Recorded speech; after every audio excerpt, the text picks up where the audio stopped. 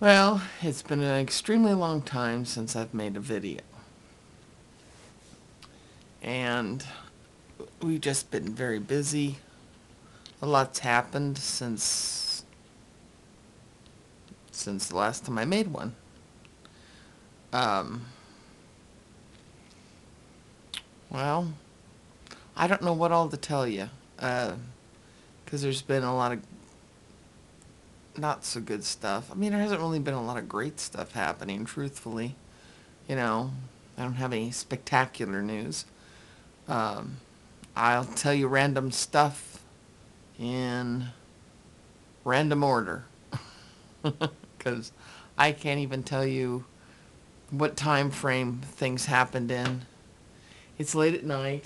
It's 3:30 on Friday morning. And which I hope all of you have an extremely safe Labor Day weekend. This weekend would have been, let's see,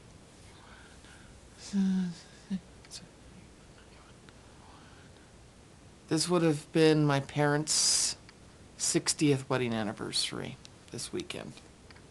So, it's sad. But I'm not going to get emotional. I'm learning very hard to keep my emotions in check.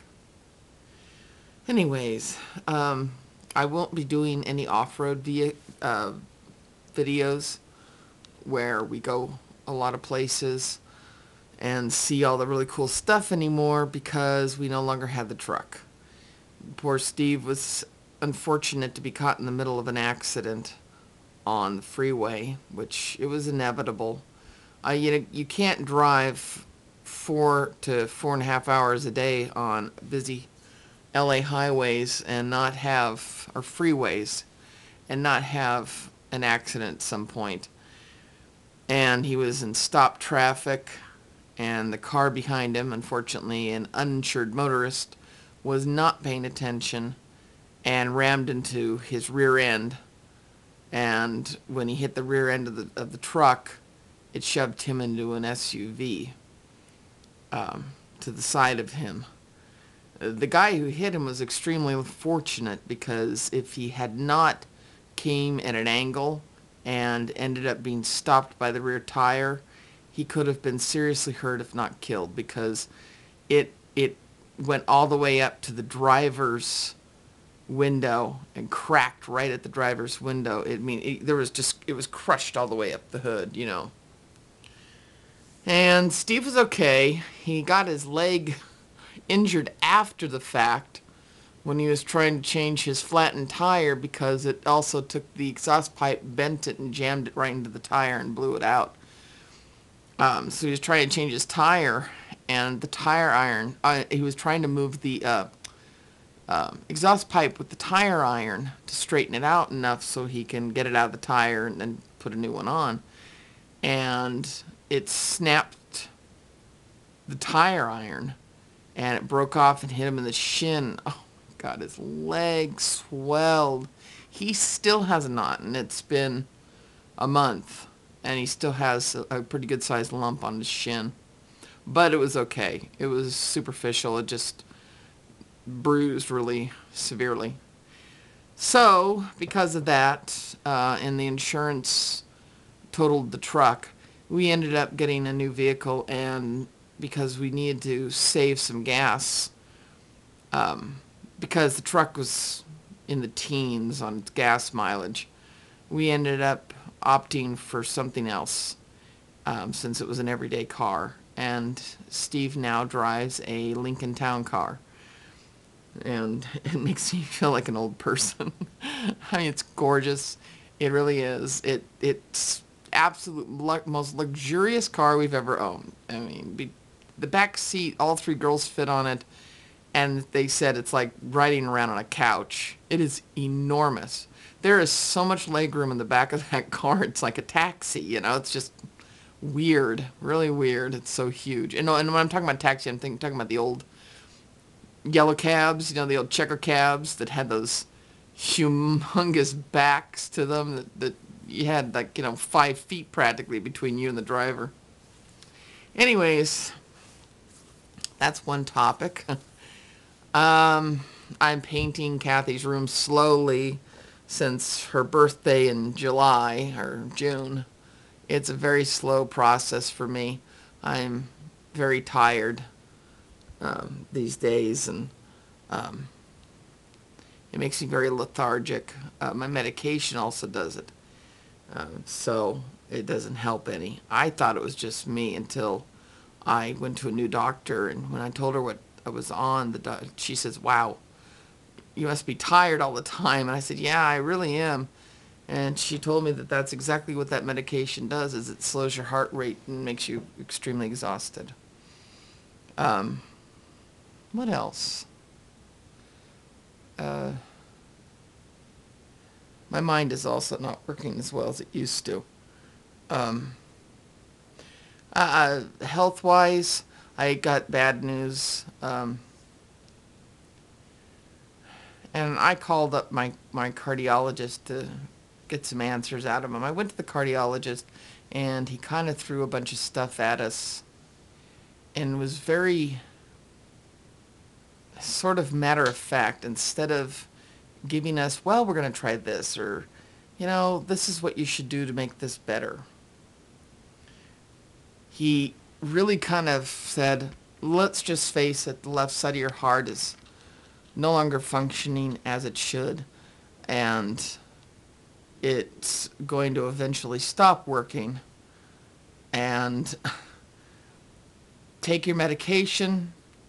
I can no longer fly in an airplane. I can't go to the mountains anymore or go to any high altitudes. I have to stay pretty low, and I'm already near, well, I'm about 2,500 feet, and I could probably get to about 3,000 to 3,200 feet, he said, but, anything else, it's too laboring on my heart. And he just told me all this crap, and just really left me and Steve, and Steve's usually Mr. Optimistic. If I leave and I say, what do you think happened? What do you think he meant by this? Steve's usually like, oh, I don't think it's anything. But we walked out, and Steve was looking really funny, and I thought, okay, this must be bad. And I said, what do you think he was trying to say there? And he looks at me, he says, it sounds like he's just telling you to just live with it and you're going to die. And I said, it didn't sound too good, did it? And he says, no, he was very hopeless sounding. And so I called him up because I had suspicions, and then Jennifer, when I was talking to her, she said the exact same thing I was thinking, and so was Steve, and I have congestive heart failure. And I would say, I know a lot of people, if you read about it, they give you, well, a lot of people live 30 years with congestive heart failure. I'm thinking, well, 30 years is better than, 2. And they say, yeah, they live to be about 60. And I'm like, but I'm already 46. I gotta live longer than that. I mean, hell, my youngest daughter's gonna graduate by the time I'm 51. So I gotta change my life and the way I do things if I'm gonna try and stretch this out as far as I can. Because you have no choice sometimes in life. You just gotta do what you gotta do. So enough of that.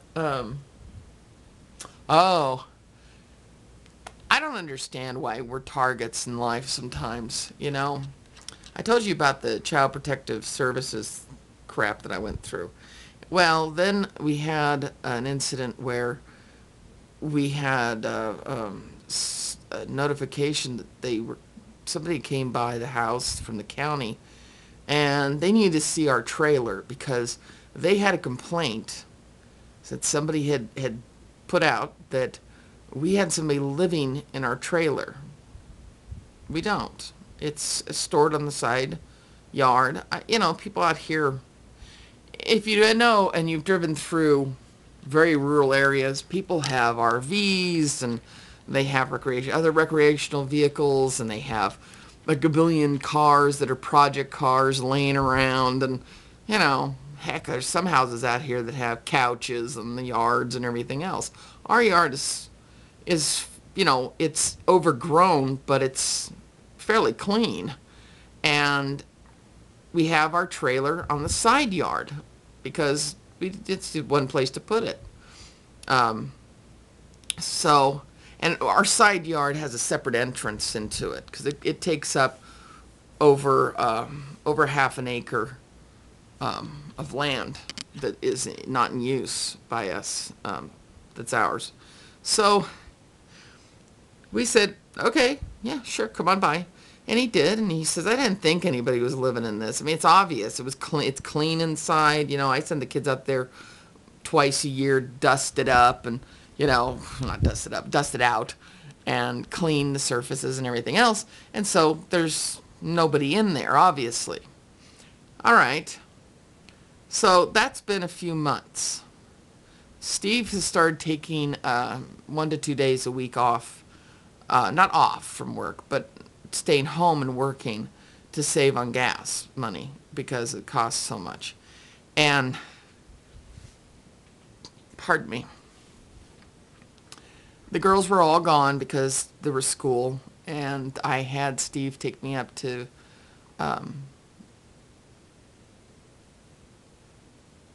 Rosamond. Sorry, I heard something.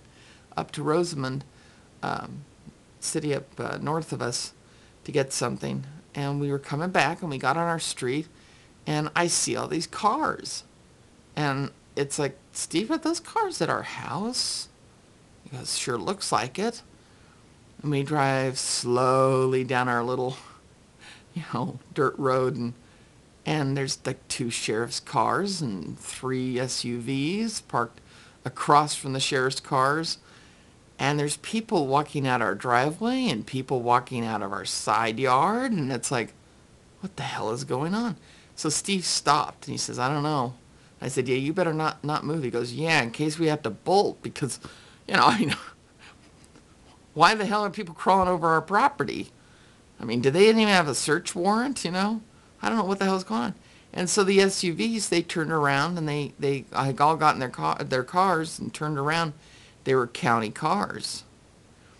And the one sheriff and another vehicle stayed behind. Then we pulled into the driveway and they waited, and Steve walked down to talk to them, and once again, somebody swears there's somebody living in our trailer. If you ever saw where I live, and I'm sure a lot of you have, there is several miles of land between me and anybody else out the front. There is nobody out there. I have a neighbor on both sides, which I know fairly well, and they're very nice people, and we stay out of each other's business, but we're cordial to each other. We don't bother each other. I mean, I didn't bother my neighbor when they had a party and their neighbors peed on our mailbox post or did any of that stuff, because as long as they weren't doing anything that was destroying my property, I didn't care. A lot of stuff can be cleaned, and it was only one-time thing. Or if they're smoking pot or doing anything else, because out here, people come out here to live, to be left alone. So I couldn't figure out what was going on. Well, when they crawled over property, one, they found out there was nobody living in our trailer. We are now assuming that because they had to spend all this time and gas mileage and everything else to send these people out here, they had to do something about, justifying it. So they said, well, you have some trash in your yard. We have some stuff that we can't afford to take to the dump, and we no longer have a truck to take to the dump, like the old water heater, and it's hidden behind our house where nobody sees it. There's a bed mattress that we had pushed up against the side of the garage, which you can't see unless you're in our yard, and they were in our yard. And it's because to take it to the dump is $20 with another $40 on top of that just to take it all the way clear across the other side of the valley. And so you could tie that in with gas, and that costs close to a new mattress by the time you're done. All this shit. And the Mustang, which is Steve's old car that no longer was running, had a flat tire on it. Well, it's a non-op car, and because of that, we got dinged. So they gave us this whole long thing, and the guy says, I don't know who's saying these things, because he had already put in his report. He says, I knew nobody was living in it. I don't know why this is going on. And the reason why they had sheriffs and everybody else out is because they thought, well, if somebody's complaining, maybe they're meth dealers or they're pot, growing pot, and we're like the least likely people out here to do this stuff, I mean, we're teetotalers. We don't do anything. And so it was really kind of shocking. It's like, okay, I don't get it. I don't understand it. And after that, and maybe I'm getting more paranoid now, it's like this blue PT Cruiser during the day and at nighttime will come by our house and then slow way down and stop and stare at the house and then takes off suddenly. It's like, why? And they take off and they live down somewhere around there. And I've been trying to find where they live, because if I can find where they live, then I'm going to either mail them a notice, or approach them if they're around the corner at the market the next time I see that car and say, what is your problem? Because I don't know these people. I don't know who has anything out for us. We've never done anything wrong. We've never done anything to anybody else. We keep to ourselves. And I don't know. It starts feeling very personal, like, you're not wanted. Anyways, hopefully this hasn't taken too long.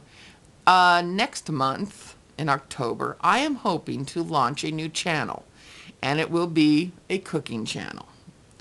I know I'm following the steps of Beth, and I'm following the steps of Tammy with my cooking channel, and I love to cook, and I have a lot of recipes that are family recipes, and also recipes that I've made up over the years, some very, very odd ingredients that have turned out absolutely fantastic together.